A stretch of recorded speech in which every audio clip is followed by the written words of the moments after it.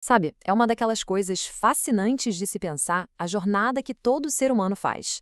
A gente sai do silêncio absoluto, passa pelos primeiros sons e, quando vê, já são palavras, frases, conversas inteiras. É uma das transformações mais incríveis da vida. Um verdadeiro milagre que acontece bem na nossa frente. Mas como é que isso acontece exatamente? Como é que uma mente que acabou de chegar no mundo consegue de alguma forma decifrar o código supercomplexo da comunicação? Essa é a grande pergunta, o mistério que a gente vai investigar hoje. Então vamos lá. Nossa investigação começa antes mesmo da primeira palavra ser dita. Começa lá atrás, com os primeiríssimos sons da vida, que são o ponto de partida para absolutamente tudo o que vem depois. Olha só essa linha do tempo do primeiro ano. Tudo começa com o choro. No início parece tudo igual, mas rapidinho ele ganha significados. Fome, sono, desconforto. Aí, lá pelos 6 meses, o jogo muda. Começa o balbucio, sabe? Aquela fase do bababá, mamamá. É a criança testando os sons.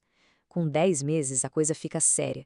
Ela já começa a imitar de propósito o que ouve. E então, perto de um aninho, a mágica acontece. A primeira palavra de verdade. Bom, para resolver qualquer mistério, a gente precisa primeiro entender as ferramentas, né? Antes de pular para as teorias, vamos dar nome aos bois e entender os conceitos básicos da comunicação. São as nossas pistas essenciais. Primeiro, o conceito mais geral de todos, linguagem. Pensa na linguagem como um guarda-chuva gigante. Debaixo dele cabe qualquer sistema de comunicação. Linguagem corporal, sinais de trânsito, o jeito que a gente se veste, música, tudo isso é linguagem. Agora, vamos afunilar um pouco. Dentro desse universo enorme da linguagem, a gente encontra a língua. A língua é um sistema específico, com regras, com vocabulário próprio, como o português, o inglês, o francês. É algo social, abstrato, que já existe quando a gente nasce. E, finalmente, a gente chega na fala. A fala é a ação. É o momento em que cada um de nós pega esse sistema abstrato, a língua, e o transforma em algo real, concreto. É um ato totalmente individual. A língua é o sistema. A fala é o uso que a gente faz dele. E a gente usa todas essas ferramentas de 3 jeitos principais. Tem a comunicação verbal, que é a que usa palavras. Tem a não verbal, que é todo o resto, gestos, olhares, postura. E tem também a sincrética, que é uma mistura inteligente das duas. Tipo o que acontece num filme ou numa história em quadrinhos. O poder da comunicação não verbal é uma coisa sensacional. Um simples gesto pode passar uma mensagem de força, de paz, de ok. Às vezes, um gesto diz muito mais do que 1000 palavras, não é mesmo? É a linguagem na sua forma mais pura, muitas vezes até universal. Certo. Agora que a gente já tem as ferramentas, vamos para a primeira grande teoria que tenta explicar o nosso mistério. A ideia mais intuitiva de todas. Será que a gente simplesmente aprende a falar imitando os outros? Essa é a base da teoria behaviorista ou comportamentalista. A ideia central aqui, defendida por psicólogos como B.F. Skinner, é que a gente nasce como uma tábula rasa, uma lousa em branco. A linguagem não seria algo que nasce com a gente, mas sim um comportamento aprendido, moldado pelo ambiente através da experiência, da imitação e, o ponto-chave, do reforço. O processo para eles é um ciclo bem simples e poderoso. Funciona assim. Primeiro vem um estímulo, tipo um adulto falando água. A criança responde, tentando imitar e fala aua. E aí vem o reforço. O adulto sorri, elogia e dá a água. Essa recompensa aumenta a chance da criança repetir aquele som e, aos poucos, ir melhorando. Basicamente, para essa teoria, a chave é a repetição que é recompensada. Essa teoria parece bem lógica, né? Mas será que ela explica tudo?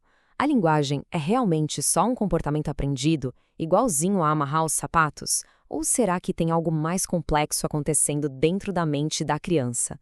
E essa pergunta nos leva direto para a segunda grande perspectiva, a visão interacionista. Ela vem dizer que não somos só receptores passivos. Somos, na verdade, construtores ativos da nossa própria linguagem, num quebra-cabeça social bem complexo. Para os interacionistas, a palavra-chave não é só o ambiente, mas a interação entre a criança e o ambiente. A linguagem não é algo que a gente recebe pronto, é algo que a mente constrói ativamente, conforme a criança explora o mundo e tenta fazer sentido dele. E essa visão foi moldada por 3 gigantes. Para Jean Piaget, o pensamento vem primeiro. A linguagem é um reflexo da nossa capacidade de entender o mundo. Henry Wallon adicionou uma camada essencial, a emoção. O afeto, os laços sociais são o motor da comunicação. E Lev Vygotsky botou interação social no centro de tudo. Para ele, a linguagem é a principal ferramenta que a cultura nos dá para organizar o pensamento. O Piaget organizou o desenvolvimento em estágios. E olha que interessante, a linguagem e o pensamento simbólico simplesmente explodem a partir dos 2 anos, no estágio pré-operatório. Para ele, isso não é coincidência. A mente da criança precisa amadurecer até um certo ponto para que a linguagem possa florescer. O pensamento puxa a linguagem. Já o Vygotsky nos deu um conceito muito poderoso, a mediação.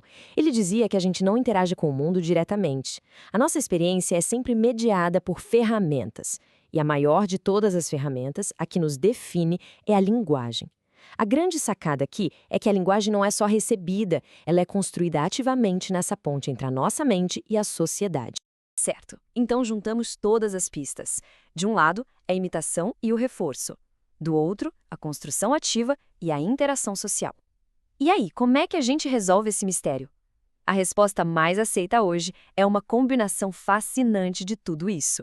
Vamos colocar as duas visões lado a lado. De um lado, o behaviorismo, que vê a mente como um pote vazio, moldado só pelo ambiente. Do outro, o interacionismo, que vê a mente como uma construtora ativa, que dança com o ambiente para criar significado.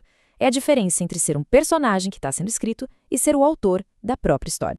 E a verdade, como quase sempre na vida, não está num extremo ou no outro. A aquisição da linguagem não é uma questão de ou isso ou aquilo. É uma dança complexa, uma síntese maravilhosa das duas visões. Então, o quadro completo fica mais ou menos assim.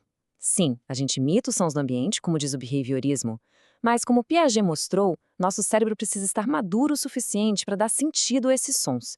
E o que nos motiva? Nossos laços afetivos, como o Vallon destacou. E, por fim, é o nosso mundo social que nos dá as ferramentas, a língua e os motivos para usá-las, como Vygotsky explicou. Todas as peças se encaixam. Isso tudo nos deixa com uma reflexão final.